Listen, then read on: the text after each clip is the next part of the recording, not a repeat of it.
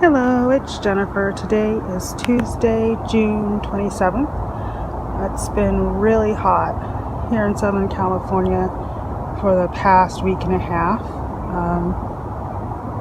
Yesterday I got over 100. I'm really surprised that the garden is doing well.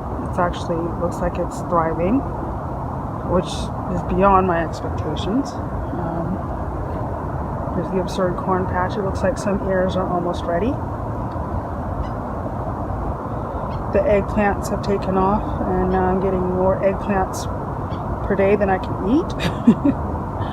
The tomato plants are growing. They've put on, looks like about maybe a foot. And maybe in less than a week, actually. The squashes, the cucumbers, and the melons are doing outstanding. They seem to really love this heat.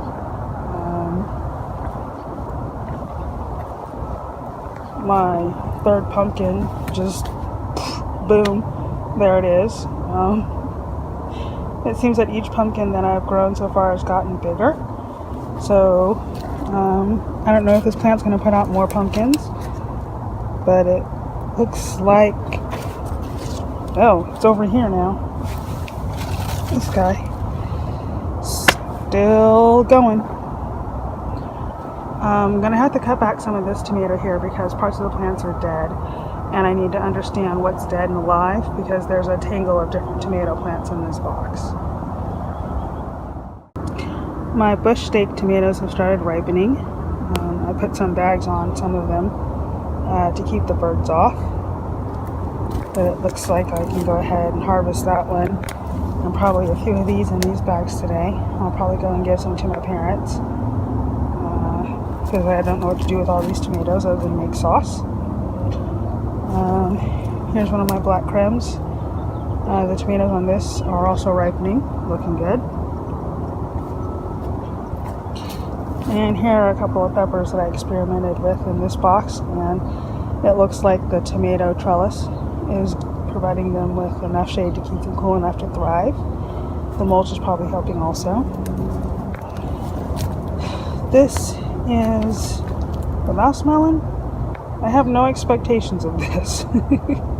It's just doing its thing, but it seems that the heat has kicked it into high gear in terms of putting out more foliage. There's another mouse melon in here with the corn. And it's also kicked out some more foliage with the heat. And here are the onions and the leeks.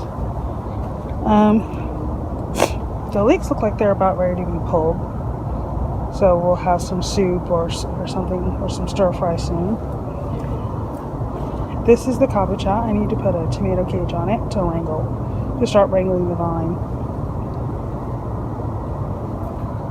And this mess is some determinate tomatoes, and there's a soybean in here.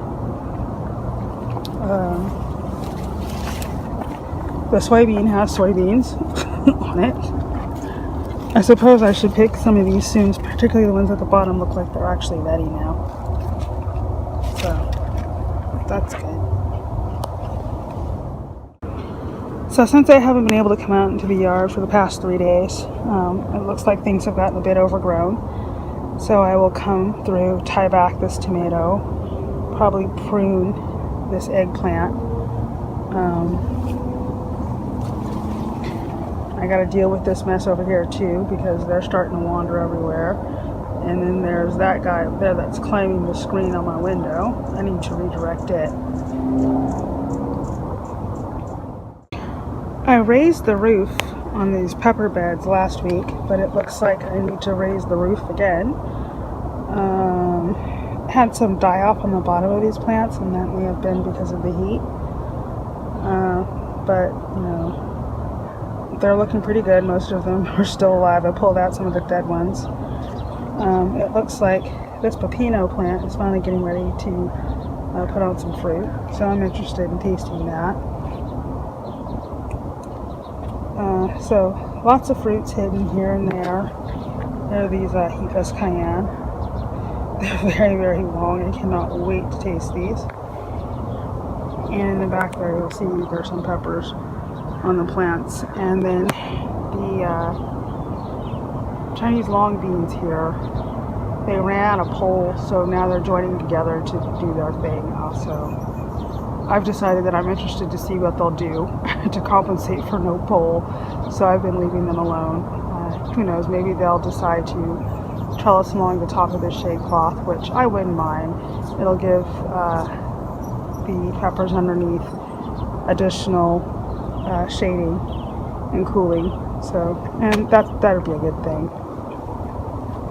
And here are these little melons. I think they might be ripe, but just small. I don't know. And then these plants here have taken off in the heat. These are some giant jalapenos, and it looks like they're flowering, so yay, jalapenos soon. My other jalapenos died, so I'm happy that got going so quickly. This looks like a mystery tomato, probably one that I propagated from a sucker, and I need to tie it to a pole. So these tomatoes have taken off in the last week, and I probably need to tie them up to the pole again. Even the ones that I planted from suckers took, despite the heat, which is surprising. I trimmed these back last week, and it looks like they're coming back with new foliage, which I didn't expect since these are determinate plants, and I thought that they were done with their season. But I guess I'll see what happens with these.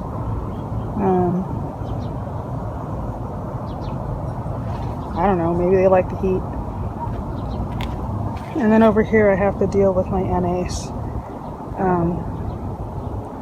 Before it starts flowering, I should just go ahead and pull it and cook it. And I need to trim the parsley. I just probably need to trim this whole entire bed. It's getting out of order and kind of unruly looking. And this is the last of my cherry peppers. I started new cherry peppers in the house, and I'll probably end up trying to grow cherry peppers indoors. Since it's just going to be too hot to plant new pepper plants, I think. I don't know, maybe I'll see what comes up and try again outdoors, but if I do, I'll have to do it under the shaded beds on the other side of the yard. And here are the alpine strawberries. They're doing great. And my new onions, a couple of them have sprouted. Here's the strawberry carpet, and it's got lots of nubs but no berries yet. So this is a very frustrating thing to see here because we want our berries. But I guess we'll just be patient. And then finally over here is my peppers that are in a tub, and they're doing quite well. I went ahead and staked up the one with the bell peppers on it that was leaning over. Doing the best I can. The green beans are still not producing very well. Don't know what's wrong with them. And then these other peppers here that are in the ground, and they're producing well. We've been collecting peppers off them and having fried pepper snacks and putting them in our pasta. I've been very pleased so far with the shishito pepper. It seems to be a good alternative to pepperoncinis in terms of tolerance to the weather here and production. So that's all for today, and now I will go and do my yard chores before outside becomes lava. Bye.